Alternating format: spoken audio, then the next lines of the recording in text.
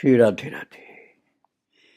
भक्तों, प्रभु के सभी नाम में बराबर और अनंत शक्ति है। कोई भी नाम कीर्तन करो कल्याण होगा,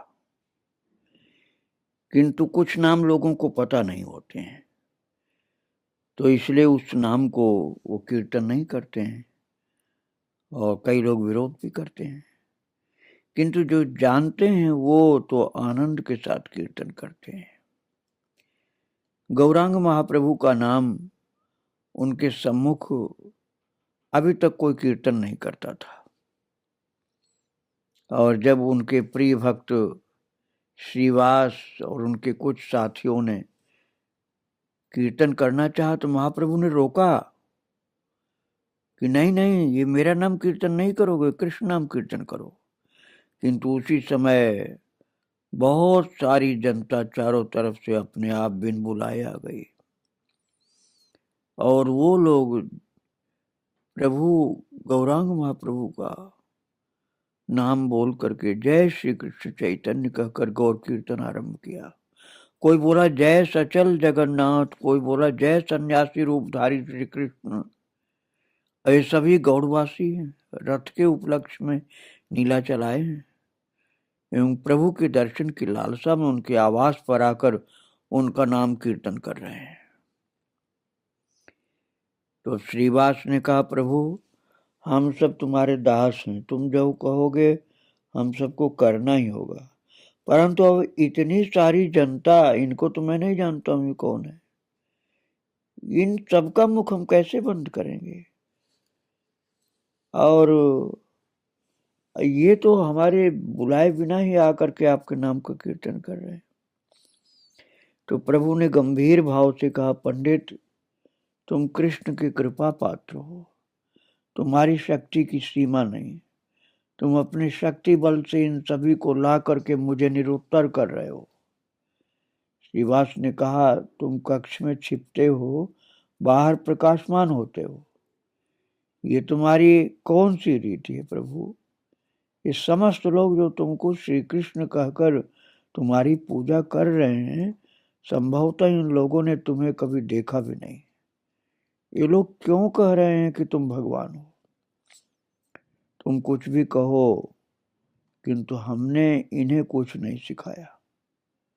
तब प्रभु ने कहा, तुम लोग मेरे निज जन हो, इसीलिए कह रहा हूं कि इन सब को मना करना तुम लोगों का कर्तव्य है।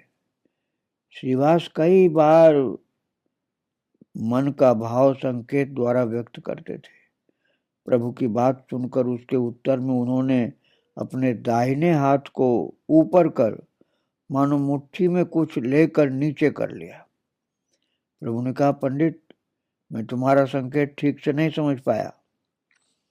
श्रीवास ने उत्तर दिया, इस हाथ से सूर्य को आच्छादित किया, और क्या है, यही किया। प्रभु तुम्हारा निर्मल यश जगत में फैल रहा, उसे रोक पाने की न तो हमारी क्षमता है और न ही इच्छा है। तुम्हारे श्री चरण कृपा बल से समस्त जगत का उद्धार हो गया। प्रभु लोग क्या स्वेच्छा से तुम्हारी पूजा करते हैं? ये कहते कहते श्रीवास और अन्य सभी के नेत्रों से प्रेम के आंसू बहने लगे। तब प्रभु नीरव होकर सोचने लगे। उधर श्री कृष्णदास कविराज गोस्वामी कहते हैं, गौर नाम जप करले सद्य प्रेमेर उदय है। ऐसा गौर नाम जपने से बहुत जल्दी प्रेम का उदय होता है। ऐसा हम लोगों ने भी देखा है। श्रीवास ने कहा, हम लोगों ने भी ऐसा देखा है। ठाकुर महाशय कहते हैं कि यदि भक्ति पथ पर चलना चाहते हो तो गौरांग के चरणों का आश्रय लो, ये ठीक है। ऐसा तारणहार, ऐसा आश्रय, ऐसा आदर्श, ऐसा गुरु और ऐसी भजनीय वस्तु जगत में दूसरी नहीं मिलेगी। ठाकुर महाशय पुनः कहते हैं, गौर लीला हृदय में प्रवेश करने पर अंतर निर्मल हो जाता है, ये भी ठीक है। जो लोग भगवत प्रेम लोलुप हैं, वे गौर लीला आस्वादन करें। मन को निर्मल और हृदय को द्रवित करने के लिए इतनी तेजस्कर वस्तु त्रिजगत में अर्थात तीनों लोक में कोई नहीं है। उस समय श्री गौरांग का नाम समस्त भारतवर्ष में व्याप्त हो गया था। दक्षिण देश के जितने भी धर्माचार्य थे उन सब ने उनका साक्षात दर्शन कर लिया। पश्चिम देश में भी तब उनका गौरव फैल चुका था। सभी ने सुना कि एक मनुष्य देहधारी वस्तु जिनकी अंग कांत स्वर्ण के समान और लोचन कमल के समान है, नवद्वीप और नीलाचल में श्री कृष्ण के रूप में पूजित हो रहे हैं। भारतवर्ष में नवद्वीप की भांति नीलाचल भी एक शहर है। वहां सार्वभौम सभी के लिए अतिशय मान्य थे। सभी ने सुना कि श्री कृष्ण रूप में पूजित प्रभु ने सार्वभौम को पागल कर दिया है। उधर भारतवर्ष के सर्वप्रधान सन्यासी प्रकाशानंद 10,000 सन्यासियों को लेकर काशी में विराजते थे। भावुक सन्यासी चैतन्य ने सार्वभौम जैसे पंडित को मुग्ध कर उनका परिवर्तन कर दिया। ऐसा सोचकर प्रभु को दंड देने के अभिप्राय से उन्होंने नीलाचल के एक यात्री द्वारा प्रभु के निकट एक श्लोक भेजा। उन महाशय ने नीलाचल आकर के भक्तों के माध्यम से वो श्लोक प्रभु को दिया, अर्थात जिस स्थान पर मणिकर्णिका और पापनाशिनी मंदाकिनी दीर्घिका है तथा जिस स्थान पर स्वयं महादेव तारक मोक्षप्रद देवताओं से भी उत्तम मोक्ष रूपी रत्न प्रदान करने वाले हैं, मूर्खगण ऐसे प्रकृत रत्न को त्याग कर जिस प्रकार पशु मृग तृष्णा की ओर दौड़ते हैं उसी प्रकार अन्य ओर दौड़ते हैं। इस भाव का श्लोक लिखकर भेजा था। प्रभु ने प्रकाशानंद का नाम सुनकर भक्ति पूर्वक पत्र ग्रहण किया, किंतु श्लोक पढ़ करके सुखी नहीं हुए। फिर भी प्रकाशानंद की सम्मान रक्षा के निमित्त उसी यात्री के द्वारा प्रभु ने उत्तर स्वरूप एक श्लोक भेजा जिसका भाव था, मणिकर्णिका का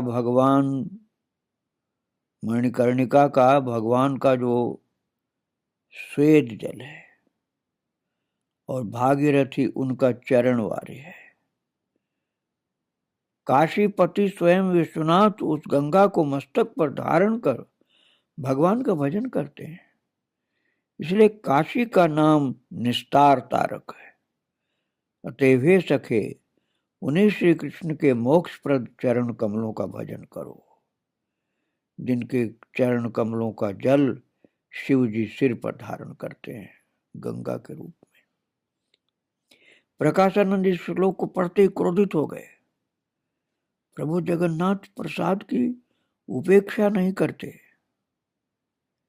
इस संदर्भ में उन्हें गाली देते हुए उन्होंने प्रभु के निकट एक और श्लोक भेजा। उसका भाव था, विश्वामित्र पराशर आदि मुनि वायु जल पत्र मात्र भक्षण करके भी मनोहर स्त्री मुख का दर्शन करते मोह को प्राप्त होते हैं।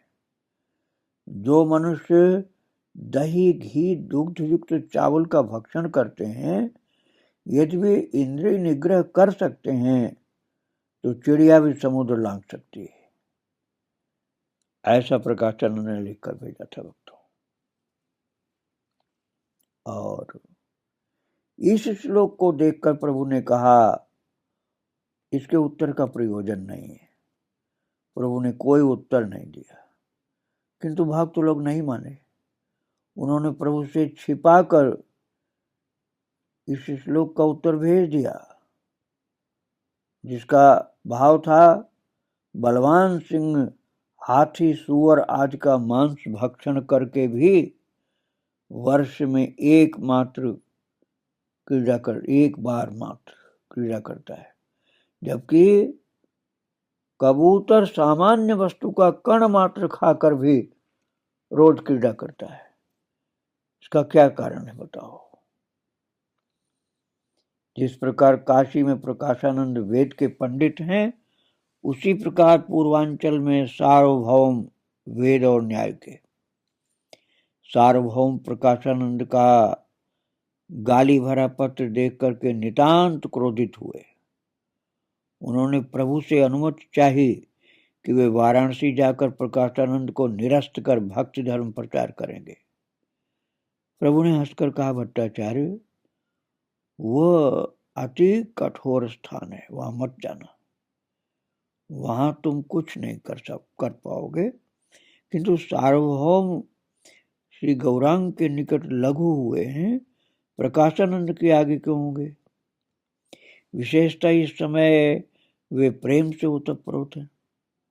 उन्होंने सोचा कि प्रभु अति प्रेम के कारण उन्हें जाने नहीं दे रहे, वे प्रभु को बताए भी न जाएंगे।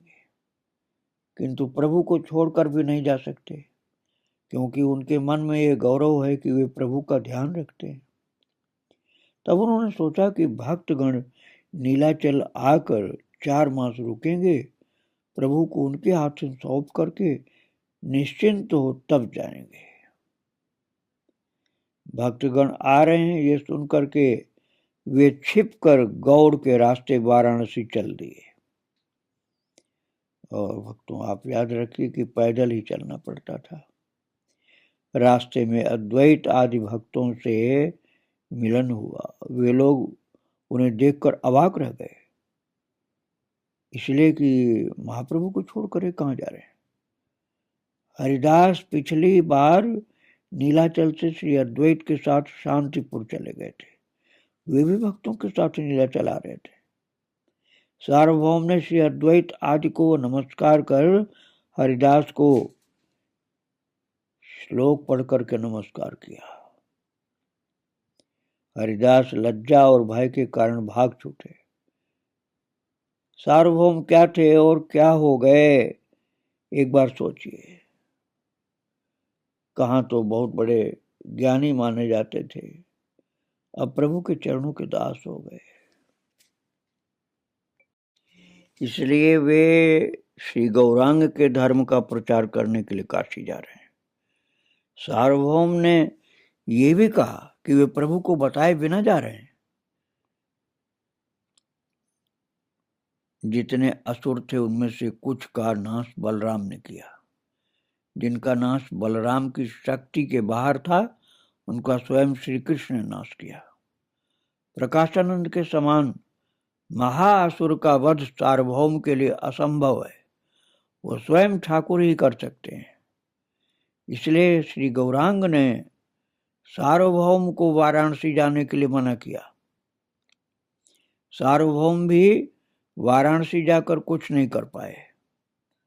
बाद में श्री गौरांग स्वयं वाराणसी जाकर प्रकाशानंद को अपने चरणों में लाए। मैं थोड़े में पहले बता चुका हूं भक्तों, प्रकाशानंद के उद्धार का एक अलग चरित्र मैंने सुनाया था, वो आप पहले सुन चुके हैं। तो भक्तगण विदा होकर के चले गए। प्रभु ने कहा कि वे विजयादशमी के दिन गंगा और जननी के दर्शन करते वृंदावन जाएंगे। विदा के समय कुलीन ग्रामवासियों ने पुनः प्रभु से पूछा, वैष्णव किसे कहते हैं प्रभु? तब प्रभु स्पष्ट उत्तर देने के लिए बाध्य हुए। उन्होंने कहा, वैष्णवों को 3 भागों में विभक्त किया जा सकता है, जैसे वैष्णव, वैष्णवतर और वैष्णवतम। जिनके दर्शन से मुख पर कृष्ण कृष्ण नाम आए, उनको वैष्णवतम समझना। विजयादशमी आ रही है, रामानंद के प्राण सूखे जा रहे हैं। सार्वभौम और राजा की भी यही दशा है। जो लोग गृही हैं वे प्रभु के साथ नहीं जा पाएंगे। सन्यासियों में जो गृहस्थ हैं वे प्रभु के साथ नहीं जा पाएंगे। सन्यासियों में से जिनकी जगन्नाथ की सेवा वो भी नहीं जा सकेंगे। जैसे गदाधर, वे क्षेत्र संन्यास लेकर गोपीनाथ की सेवा कर रहे हैं, वे नीलाचल त्याग नहीं कर सकते। राजा के गुरु काशी में से जगन्नाथ के सेवक हैं, वह भी नहीं जा पाएंगे। जिनके जाने में कोई बाधा नहीं, उनका संकल्प है कि वे प्रभु के साथ जाएंगे, वे प्रभु के बिना नहीं रह सकते। गौर शून्य नीलाचल में क्या कौन रहेगा, क्यों रहेंगे। प्रभु के साथ पूरी भारती एवं उनके आश्रित अन्यान्य सन्यासी भी चल पड़े। नवद्वीप के जो भक्त उनके साथ रहते थे वे भी चल दिए, स्वरूप भी अवश्य गए। प्रभु के नवद्वीप के निर्जनों में केवल दुखी गदाधर रह गए। श्री गौरांग का एक नाम है गदाधर के प्राण।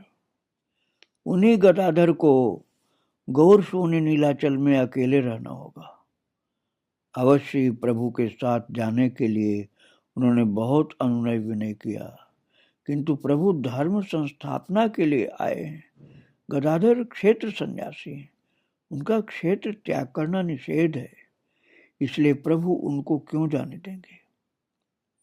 प्रभु ने जननी और प्रधान भक्तों के लिए जगन्नाथ का विभिन्न प्रकार का प्रसाद संग्रह करने का आदेश दिया। प्रभु महान कार्य में भक्तों की सेवा में व्यस्त थे। निज देश निज जनों को देखने जा रहे हैं ना, इसलिए, या वृंदावन जा रहे हैं इसलिए, कौन जानता है। प्रभु के मन में एक विचार आया, वे अपने निवास से भक्तों के साथ नृत्य करते करते अपने देश को ओर गमन करेंगे। वे नृत्य करेंगे, गाएंगे स्वरूप। सुबह होते ही भक्तगण प्रभु के आवास पर आ गए। प्रभु मंदिर जाने के लिए प्रस्तुत हुए। मन ही मन तय किया कि स्वरूप गाएंगे और वे नृत्य करते करते जाएंगे, किंतु स्वरूप कहाँ है, वे दिखाई नहीं दिए। काफी देर प्रतीक्षा करने के बाद और ये सोचकर कि नृत्य करते हुए नहीं जा पाएंगे, वे दुखी होकर धीरे धीरे मंदिर की ओर चल दिए।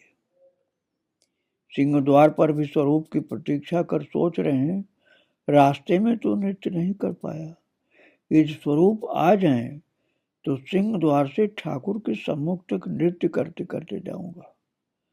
प्रभु इस प्रकार बहुत देर से प्रतीक्षा कर रहे हैं कि स्वरूप आ गए। स्वरूप को देखते ही प्रभु क्रोधित हुए, हाथ में लगे गीता ग्रंथ द्वारा जोर से स्वरूप की पीठ पर आघात किया। फिर श्री चरण द्वारा उन पर आघात कर मंदिर में प्रवेश किया। तब स्वरूप भयभीत होकर अन्यान्य भक्तों के साथ कीर्तन और नृत्य करते हुए प्रभु के पीछे चल दिए। शिशुकाल में प्रभु ने मां को एक ढेला मारा था। जननी ने निमाई को डराने के लिए कपट मूर्छा का सहारा लिया। तब निमाई माँ माँ माँ कहते हुए क्रंदन करते हुए उनके गले से लग गए थे और प्रभु का प्रहार खाकर स्वरूप ने स्वयं को तीनों लोक में महाभाग्यवान समझा। स्वरूप के भाग्य की प्रशंसा किया भक्त लोगों ने, और बड़े बड़े महान लोगों ने भी प्रशंसा किया कि महाप्रभु का आशीर्वाद मिला इनको। इस प्रकार स्वरूप के अभाव जनित वियोग से व्याकुल होकर महाप्रभु ने उन पर जो प्रहार किया उससे स्वरूप का ही जन्म शोभायमान हुआ और भूमंडल महागौरव को प्राप्त हुआ। अर्थात महाप्रभु जिसके विरह में व्याकुल हैं उसी का जन्म सफल है और उसी का गौरव है। भक्तों, प्रभु के गौर गमन वृत्तांत का आरंभ कर्णपुर के चैतन्य चरित काव्य में बहुत वर्णित है। प्रभु देश आ रहे हैं, इस आनंद में कवि कर्णपूर ने अपने काव्य के विभिन्न भक्तियुक्त कविताओं द्वारा पूर्ण किया और जगन्नाथ के सम्मुख जाकर प्रभु ने भक्तों के साथ आनंद में कीर्तन करते करते विदा मांगी। तब सेवायतों ने प्रभु और भक्तों को आज्ञा माला प्रदान की। पहले सभी कोई कीर्तन और कोई नृत्य करते करते मंदिर गए थे। कर्णपूर ने उनकी भंगिमा का खूब वर्णन किया है। भक्तों, कुछ भक्तों ने विशेष उत्सुक होकर कीर्तन किया एवं कुछ भक्तों ने अति उत्सुकता के साथ नृत्य किया। स्नान यात्रा के समय 15 दिन श्री जगन्नाथ दर्शन नहीं होते हैं, मंदिर के कपाट नहीं खुलते। प्रभु प्रतिवर्ष जगन्नाथ विरह में मृत प्राय से हो जाते थे। वे ही प्रभु आज जगन्नाथ को त्याग कर आनंद में कीर्तन करते करते कैसे जा रहे हैं। वस्तुतः समस्त भाव प्रभु की दासी स्वरूप थे। जब कृष्ण विरह का भाव प्रभु के शरीर में प्रवेश करता तब वो सजीव होकर आता। प्रभु स्वयं भावों में डूबकर कौन सा भाव कैसा है ये जीवों को दिखा रहे हैं। ये उनके अवतार का एक प्रधान उद्देश्य है। जब जगन्नाथ को न देख पाकर प्रभु भूखे पड़े रहते तब कृष्ण विरह जीवंत के रूप में एकदम प्रकट होकर उनके हृदय में फिर प्रवेश करता।